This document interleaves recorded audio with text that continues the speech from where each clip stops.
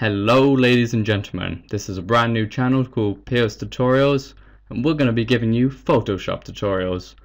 This is going to be a tutorial series called Back to Basics, where we give you like kind of the basics to Photoshop. This first tutorial is going to, get you navigating Photoshop, getting you familiar with the interface and things like that. Right, as you can see, I have CS6, so this interface might look slightly different to yours. Don't worry if you don't have the CS versions. You might have Photoshop 7, 8, whatever floats your boat, but it should all be very similar. All the tools seem to be in the right places. The only couple of new features are the things like the 3D menu, but I won't be delving into those anytime soon. So we're going to start by going to File and then New. Alternatively, you can press Ctrl and N, which is the shortcut for this. This will give us a nice blank canvas to, work around. If you want to name it something like, I don't know, first tutorial, and if you want to set the height and width, I'm going to be using a nice square of 1500 by 1500. At this point, you don't have to worry about having your settings like matching mine, because we're going to get into all that and what all these settings mean later on. So just leave that like that for now. Right, the interface. We've got the file. This will have all your basic commands like open, close, obviously, save as, which you can click into and you can choose where you want to save it. If you want to change the format of the file, you can click this box and then it gives you a bunch of suggested formats. PSD is Photoshop's own format, okay? So we get out of that. And also in the file menu, we have something called Browse in Bridge. This will allow it's basic. Bridge is kind of Adobe's file manager. It's not really necessary. I mean, some of us like to use it, but don't worry about that for now. Then we have the Edit menu. This will contain a bunch of tools in which we'll get into in the next couple of lessons. These tools will be like cut, copy, paste, those sort of basic tools. And then you got your move tools, stuff like that. Preferences.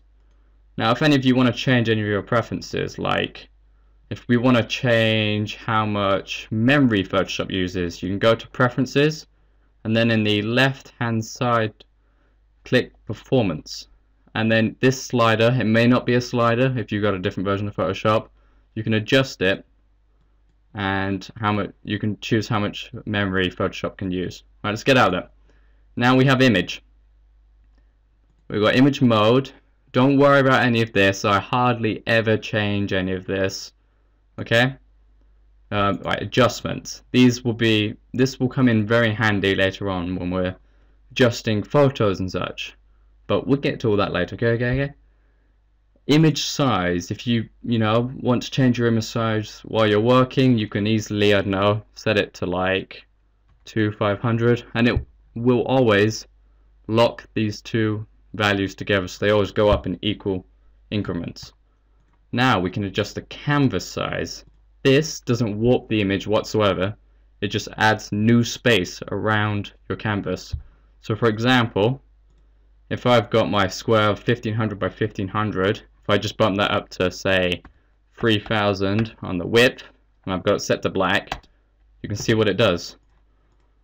It gives it, kind of expands the canvas, and now you can work in all that space.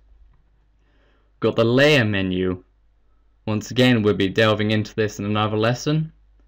And then, as you can see, a bunch of other menus. I don't really need to go into detail. Okay.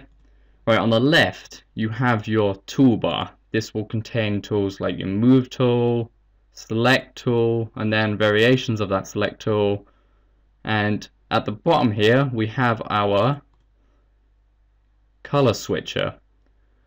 We can click the black or white values, and then we can pick a color using this slider, and then you can adjust which range of colors you want to select from. So let's go green, select maybe a nice dark green, press OK. And now you've changed that color. That will be the color that you're using. Whichever one of these colors is on top is the color that you're using at the moment.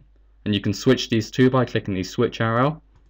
And now you can set your foreground color, maybe make that red. And now we're using red.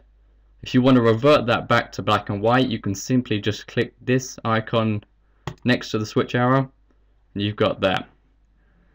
Now let's go to the other side. This will look slightly different depending on which version. Some of you may not have this quick change toolbar thing. Layers. This will become very important when we get into our lessons. This is where, well, let's create a new layer and I'll show you what I mean. So we create a new layer, and this layer is now on top of the layer beneath, because with Photoshop, working with layers can be really useful, especially when it comes to photo editing, even painting. Okay? And then you will have, maybe up here you've got access to like swatches, which will be next to your color. And if you ever want to change any of this on the right hand side, you just go to Window, Workspace, and there should be some defaults here. If you ever want to go back to your default, you just click that. So I'll just change it. I've changed it, yeah. Then go to Window, Workspace, Essentials Default, changes back. Okay. If you ever want to add any more toolbars, you can click on one of these. So for example, if we want to add, say, the timeline, it may be called animation if you've got a different version of Photoshop. And now we have the timeline. If you want to close one of these, you'll have to click this icon here and then click close. It may be labeled differently, may have a different icon, but it's generally up in the top right. This is the same for all of them. Close, close. And Photoshop's very clever in the way that you can rearrange where all your toolbars go. So we can drag this out, you know, we can drag this out. So, you know, that's kind of the basics to the interface of Photoshop. There's not much else I can really get into right now, as I'm gonna have to be covering that in other lessons.